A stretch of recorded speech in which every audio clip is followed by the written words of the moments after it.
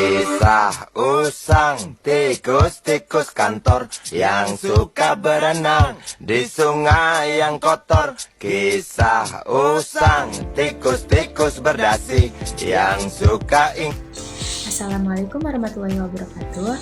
Halo teman-teman semuanya, perkenalkan nama saya Habibah dengan nomor NIM 86225101605.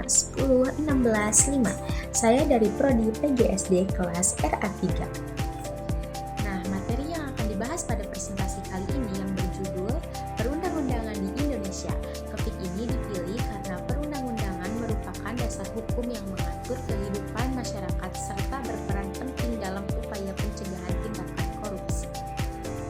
Nah, di sini kita langsung mulai ke pembahasan.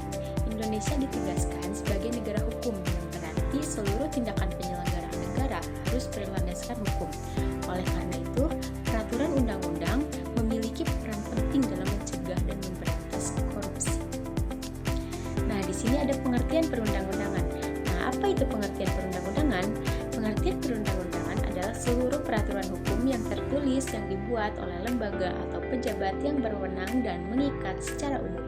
Dan di sini juga ada 3 fungsi utamanya, yaitu yang pertama, mengatur perilaku masyarakat, yang kedua menjaga ketertiban, dan yang terakhir yang ketiga mewujudkan keadilan. Dalam pendidikan anti korupsi, hukum menjadi pedoman dan alat pengendali agar tidak terjadi penyimpangan kekuasaan.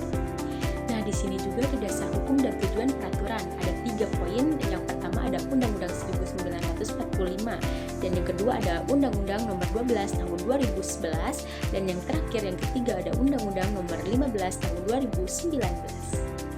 Nah, tujuan dibentuknya peraturan perundang-undangan ada 4 poin. Yang pertama, menjamin ketertiban sosial. Yang kedua, melindungi hak dan kewajiban warga negara. Yang ketiga, mewujudkan keadilan dan kesejahteraan. Dan yang terakhir, yang keempat, menjadi pedoman dalam penyelenggaraan pemerintah. Nah, di sini ada hierarki dan prinsip pembentukan peraturan. Nah, terbagi menjadi 6 poin. Yang pertama, ada Undang-Undang 1945. Yang kedua, ada ketetapan MPR. Yang ketiga, ada undang-undang. Yang keempat, ada peraturan pemerintah. Yang kelima ada peraturan presiden. Yang terakhir yang keenam ada peraturan daerah. Nah, dalam pembentukan peraturan harus berdasarkan sesuai dengan prinsip. Yang pertama ada keadilan, yang kedua ada keterbukaan, yang ketiga ada kepastian hukum, dan yang terakhir yang keempat ada kesesuaian hierarki. Hal ini penting agar hukum tidak disalahgunakan. Nah, di sini juga ada pengertian dan jenis korupsi. Korupsi adalah penyalahgunaan kekuasaan untuk keuntungan pribadi atau kelompok. Bentuk-bentuk korupsinya terbagi menjadi 5 bagian. Yang pertama ada suap menyuap, yang kedua ada penggalakan jabatan, yang ketiga ada pemerasan, yang keempat ada gratifikasi ilegal, dan yang kelima ada perbuatan yang merugikan keuangan negara. Nah, korupsi berdampak besar terhadap keadilan dan juga kesejahteraan masyarakat. Nah, ada juga landasan hukum dan lembaga anti korupsi. Pemberantasan korupsi di Indonesia didukung oleh Undang-Undang Tipikor, Undang-Undang KPK, dan Undang-Undang Penyelenggaraan Negara yang Bersih. Nah, lembaga-lembaga ini berperan dalam pencegahan, penindakan, dan pengawasan. Nah, lembaga penegak anti korupsi meliputi ada 4 poin. Yang pertama ada KPK, yang kedua ada Kejaksaan Republik Indonesia, yang ketiga ada Kepolisian Republik Indonesia, dan yang terakhir yang keempat ada BPK dan BPK. Dan yang terakhir ada pencegahan dan tantangan.